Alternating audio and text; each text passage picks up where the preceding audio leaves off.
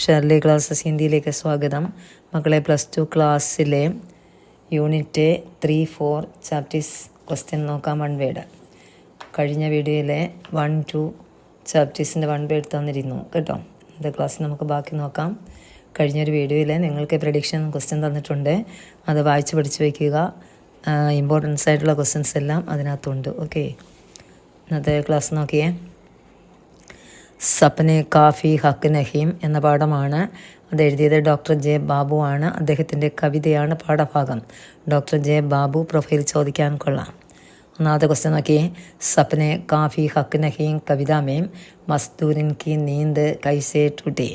സപ്നെ കാഫി ഹക്ക് നഹീം എന്ന കവിതയിലെ മസ്ദൂരിൻ തൊഴിലാളി സ്ത്രീ ഇവിടെ നീന്ത് എന്ന് വെച്ചാൽ ഉറക്കം എപ്പോഴാണ് ടൂട്ടിന് ഇല്ലാതായത്. ആൻസർ നോക്കിയേ. ബാങ്ക് കി നോട്ടീസ് കെ ആനെ പർ. ബാങ്കിലെ നോട്ടീസ് വന്നപ്പോൾ അവരുടെ ഉറക്കം ഇല്ലാതായി.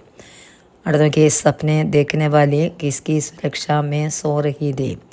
സ്വപ്നം കണ്ടവൾ ഏതിൻ്റെ സുരക്ഷയിലാണ് സോ രഹി ഥി ഉറങ്ങിക്കിടന്നത്.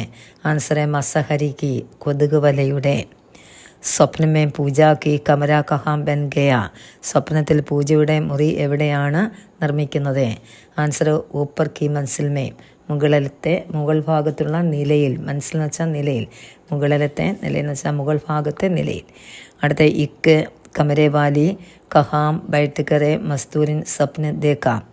ഇക്കെന്ന് വെച്ചാൽ ഏക്ക്. കമരെ വാലി കമര എന്ന് വെച്ചാൽ മുറിയിൽ എവിടെ ഇരുന്നാണ് മസ്തൂരിനെ സ്വപ്നം ദേക്ക കണ്ടത്. ചോമ്പടി കുടിലിരുന്ന സ്ത്രീ സ്വപ്നം കണ്ടത്.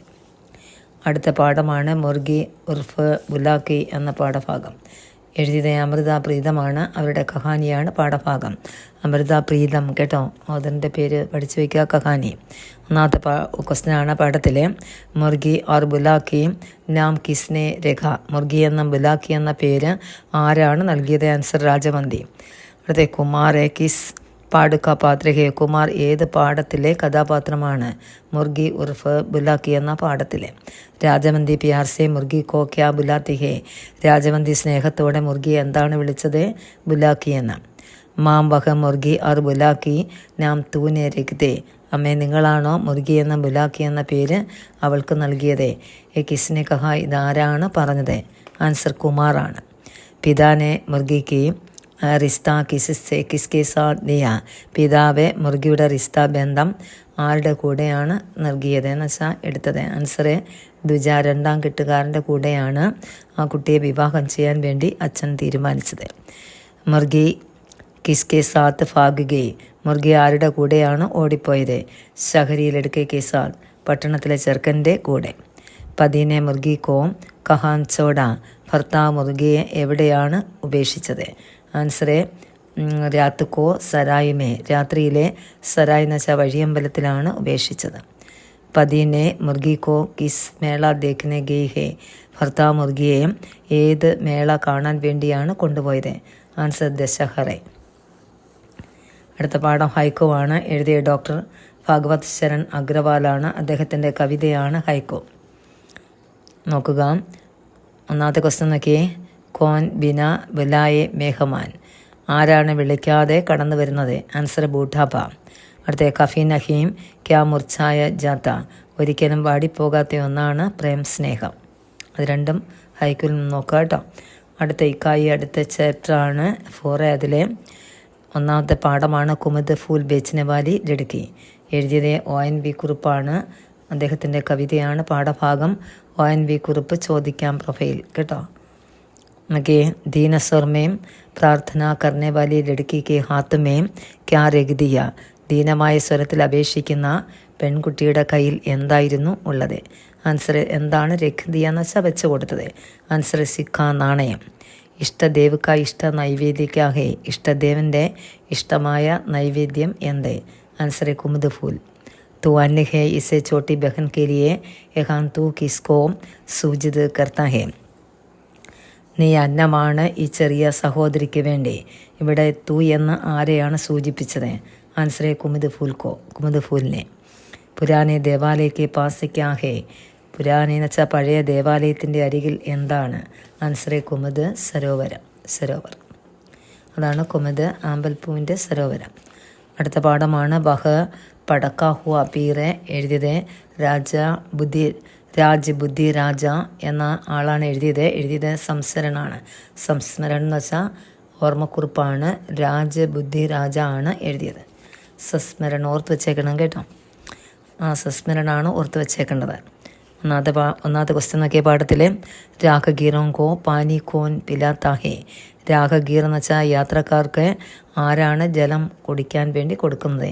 ആൻസർ സ്കൂട്ടർ വാല, റിക്ഷ വാല അല്ലേ, സ്കൂട്ടർ വാല. അടുത്ത നോക്കിയേ ഗർ ആംഗൺ മേ ക്യാ കിൽത്താഹേ. വീടിൻ്റെ മുറ്റത്ത് എന്താണ് വിടർന്നു നിൽക്കുന്നത്? ആൻസർ ഗുൽമോഹർ, വാഗമരം. അടുത്ത നോക്കിയേ സ്കൂട്ടർ വാല അപ്പനെ മൻ കെ ക്യാ ഹേ. സ്കൂട്ടർ വാല അദ്ദേഹത്തിൻ്റെ മനസ്സിലെ ആരായിരുന്നു? ആൻസർ ബാദശാഹ്. അടുത്ത നോക്കിയേ സ്കൂട്ടർ വാല സബ്കെ ദിൽ മേ ക്യാ ജോഡ്താ ഹേ.